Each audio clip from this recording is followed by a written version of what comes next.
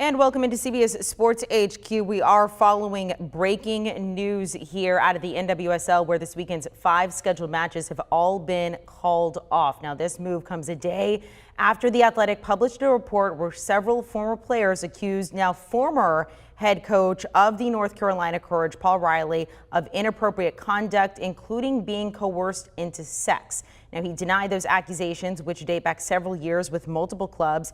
He was fired as coach of the Courage just hours after that report was published and had his coaching license suspended by U.S. Soccer. Now, here is a statement from NWSL Commissioner Lisa Baird. You can see it is very lengthy. A couple sentences I want to point out to you. This week and much of the season has been incredibly traumatic for our players and staff, and I take full responsibility for the role I have played. I am so sorry for the pain so many are feeling. The very end, this pause will be the first step as we collectively work to transform the culture of this league, something that is long overdue.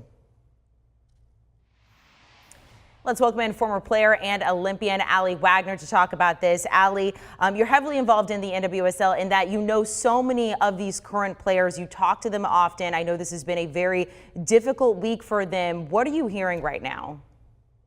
Yeah, I mean, it's a full spectrum of emotions. On one end, you're going to have a lot of players, as you can imagine, that are really emotionally disturbed and not in a good place.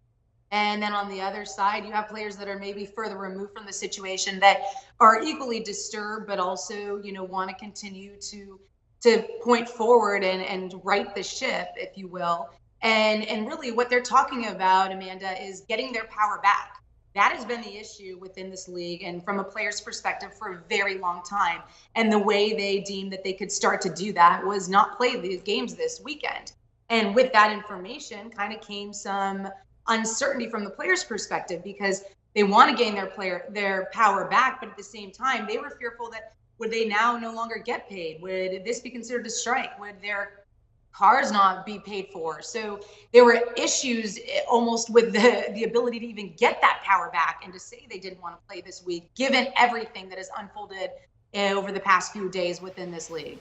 So we've seen this one coach be fired, but so far we have not seen any other resignations or anything like that, either from the commissioner herself or the board of governors there. I mean, for the players to move past this weekend, and she talks about transforming the culture of this league, something that is long overdue. What do we need to see happen in the NWSL for these players to feel comfortable and safe moving forward?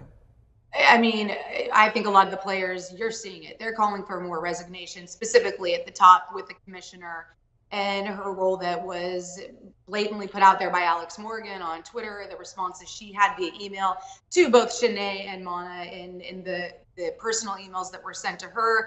And down the line, you had the head of HR on that, copied on that email. You had the lawyer for the NWSL copied on that email. So I think the players expect resignations. I don't know if they have the power to demand them, but if you see this group of players, they are motivated. They know they need to enact and grab that power and see change. And ultimately, at the end of the day, there obviously has to be protocols in place, processes in place, where these players feel they can report things and not have any ramifications come back on them if they do see or a part of terrible situations. Allie, of course, this is just the surface of what is going on right now.